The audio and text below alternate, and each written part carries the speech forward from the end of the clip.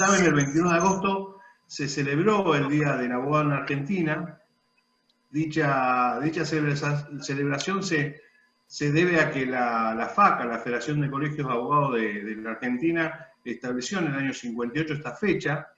Y esta fecha en realidad nos lleva al 29 de agosto de 1810, que es la fecha de nacimiento de Alberdi.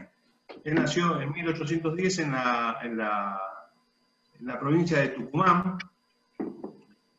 meses después de la Revolución de Mayo. Por supuesto que, como todos saben, Alberdi es considerado uno de los pensadores más importantes del siglo XIX, y fue parte de esa generación del 37, que junto con Sarmiento, con Gutiérrez, con Echeverría, soñaban con un país constituido de otra forma, o un país mejor al cual tenían en ese momento. Ellos se consideraban los hijos de la Revolución de Mayo, porque realmente todos habían nacido en esa época, por lo cual se consideraban los hijos de Mayo, ¿no? Y soñaban con un país diferente. Por supuesto, todos eran acérrimos opositores a quien en ese momento gobernaba, que era Juan Manuel de Rosas. Alberdi básicamente fue el autor de las bases y puntos de partida para la organización política de la República Argentina. Este documento, este texto, fue fundamental, fue la base realmente de nuestra Constitución de 1853. Y fue escrito en 2 semanas por Alberdi. Se tomó 2 semanas para escribirlo y realizar ahí un trabajo, un estudio sociológico pormenorizado de las costumbres y de las leyes de Europa, de América, de la importancia de la educación. Analizó casi todas las constituciones de esa época, la de Chile, la de Perú, la de México, la de Estados Unidos, la de California, en el sentido de criticarlas, de criticarlas en el buen sentido, de enaltecer sus virtudes y, por supuesto, marcar sus defectos. Analizó las constituciones previas de 1853 que se habían dictado en la Argentina, es decir, todos los documentos previos, los pactos que hubo previos a la Constitución del 53, y realizó una serie de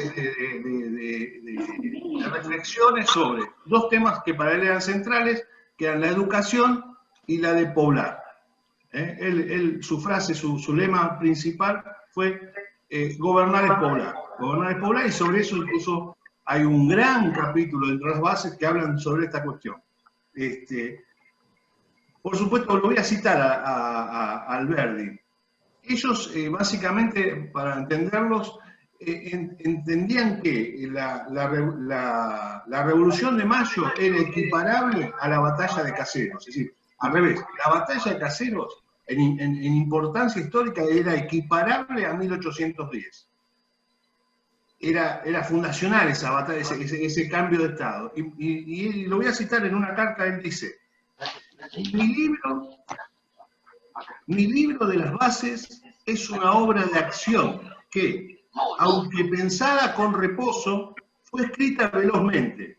Como yo les decía, en 2 semanas la escribió. Fue escrita velozmente, para alcanzar al tiempo en su carrera y aprovechar de su colaboración, que en las obras de las leyes humanas es lo que en la formación de las plantas y en la labor de los metales dúctiles. Sembrad fuera de la estación oportuna, no veréis nacer el trigo. Dejad que el metal ablandado por el fuego recupere con la frialdad su dureza originaria. El martillo dará golpes impotentes. Hay siempre una hora dada en que la palabra humana se hace carne.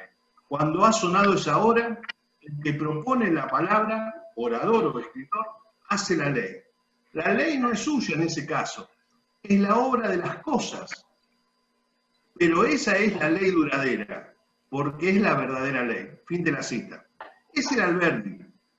Se apuró para escribir las bases y acercárselas a Urquiza y a los hombres de ese momento, porque sabía que estaban dadas las condiciones para lo que él había soñado siempre, para lo que los hombres que como él habían sido perseguidos por Rosas durante muchos años, también entre ellos, era el momento indicado para la constitución de ese país o de esa república ellos querían. Va a desarrollar en las bases, como yo les decía antes, un capítulo de gobernar es poblar. Ahí va a ser, es de recomendar la lectura de este capítulo, porque él habla ahí de cómo se colonizó y pobló a través de Inglaterra en Norteamérica y cómo lo había hecho España con respecto a Sudamérica, a sus colonias sudamericanas.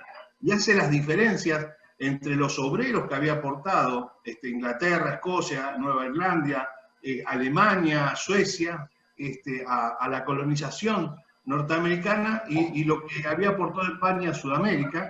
Inclusive también recomendaba, por ejemplo, no traer en esa necesidad fundamental, que él destacaba, la necesidad fundamental de poblar, de traer, de fomentar la inmigración, él también hablaba de ese fomentar la inmigración no implicaba traer pobladores de África ni de Asia, es decir, básicamente él estaba en contra de ese tipo de inmigración y apuntaba a la misma que había apuntado Norteamérica, por supuesto, más allá de las situaciones históricas de cada uno. Pero es muy destacable profundizar, porque después los gobiernos que siguen a 1853 van a usar este trabajo de Alberdi para fomentar la inmigración y con errores o no, van a lograr algún progreso de la República o de ese vasto territorio argentino por aquellos momentos, totalmente despoblado y bueno, sin ningún tipo de fomento o riqueza. Y por supuesto, critica en las bases el estatismo español. Esto ya lo había hecho Moreno, cuando Moreno en 1810 hace escribe un escrito muy interesante, que es muy famoso y que es conocido como la defensa de los hacendados. También hace una crítica al monopolio español. Ya Moreno en 1810 hablaba de la necesidad de la libertad, que el comercio debía desarrollarse con libertad, que las naciones debían intercambiar bienes entre todas ellas, que el monopolio español lo único que generaba era atraso. Bueno, Alberdi va a aportar inclusive más datos a esta idea principal y va a criticar fuertemente el estatismo español. En realidad va a criticar la herencia del estatismo español, porque ya no, si bien éramos un país independiente, nuestra estructura judicial y nuestra burocracia administrativa arrastraba consigo una herencia colonial que tenía rasgos realmente del estatismo español y muy decadente, ¿no? para el progreso que ellos aspiraban. Y por último, las bases van a ser ampliadas. Enseguida, un tiempo después, va a haber una ampliación de las bases y ahí Alberdi va a aportar un proyecto de constitución en base a dos constituciones, que una es la de 1826 y la otra es la Constitución norteamericana. Y va a proponer una constitución, va a aportar un proyecto de constitución basada en esas dos, un proyecto que termina siendo en gran parte el origen de nuestra Constitución de 1853. Una Constitución que, por supuesto, estuvo vigente, a pesar de las pequeñas modificaciones, estuvo vigente, tuvo algunas reformas en el 60 que tenían que ver con la incorporación de Buenos Aires, y después estuvo la reforma del 48, de 1948, que tenían que ver, previamente hubo una reforma que tuvo que ver con establecer la capital federal como sede del gobierno nacional, es decir, como territorio federal, cosa que tuvo que aceptar la provincia de Buenos Aires, porque era el territorio de la provincia, y después en el 48 una reforma que duró un poco tiempo, porque fue después revertida, y con la modificación del 57, de 1957-58, en el gobierno de Frondizi, creo, y de ahí nos vamos a la reforma, a la última reforma, que fue la de 1994. Pero básicamente la Constitución sigue siendo, en realidad hasta el 94 la Constitución fue exactamente la misma. El espíritu constitucional de Alberdi estuvo presente y lo sigue estando, por supuesto, sigue estando hoy con algunas modificaciones. Ya en el 94 hubo reformas muy importantes que tenían que ver con poner la Constitución a la altura de los tiempos, ¿no? Pero el espíritu de Alberdi está vigente todavía en ese preámbulo, en esos primeros 20 artículos de la Constitución. Ahí está Alberdi. Así que es por eso que celebramos el 29 de agosto el Día del Abogado. Alberdi, como otros juristas argentinos, para nombrar algunos, Vélez Arfield, por supuesto, cómo olvidarlo a él, realmente nos enorgullecen a todos los profesionales que ejercemos la profesión de abogados. Y bueno, celebrar con los colegas presentes y con los que no están presentes y con todos los profesionales la maravillosa oportunidad de ser abogado, porque yo siempre digo, es decir, ser abogado no es solamente tener un título para ejercer una profesión, sino que es tener un compromiso permanente con un pueblo, con una nación, con una comunidad, con una sociedad.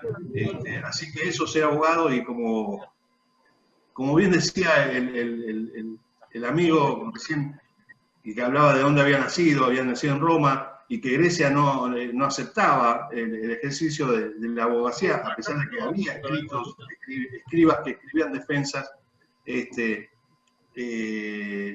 no lo aceptaba. Es cierto que no lo aceptaba, ellos entendían que los ciudadanos debían defenderse solos, y la abogacía no fue siempre bien aceptada. De hecho, los gobiernos totalitarios, como para poner un caso emblemático, es decir, cuando Rusia en 1917 se establece el estalinismo, los bolcheviques en Rusia, y establecen el Estado comunista de Rusia, los abogados, en su documento, su nuevo documento, el nuevo Estado ruso, su nuevo documento, decían sin profesión. ¿Bien? Y por eso a los abogados les tocó los peores, porque los sin profesión les tocaban en la nueva estructura comunista, les tocaban los peores trabajos. Así que muchos abogados terminaron en Siberia trabajando, yendo desplazados hacia zonas como Siberia, porque se los consideró sin profesión. No entendía el Estado comunista que pudiera haber una persona que tuviera que representar a otra reclamándole al Estado de Derecho, cuando el Estado estaba constituido exclusivamente para defender los derechos de los integrantes de esa comunidad. Bueno, es muy interesante, pero hay que reconocer que los autoritarismos siempre vieron en un abogado un enemigo, y así tiene que ser, es correcto, porque los abogados tenemos el deber o la función y el derecho de defender las libertades nuestras y de nuestros vecinos y nuestros conciudadanos. Siempre va a estar ligado a nuestra profesión la defensa de los derechos y las libertades de los seres humanos. Así que felicitaciones a todos los abogados presentes y del club, y bueno, gracias por permitirme, Domiro y señor presidente, esta posibilidad de homenajear a todos los abogados, recordando al que le dio motivo a este festejo. Muchas gracias, Mario.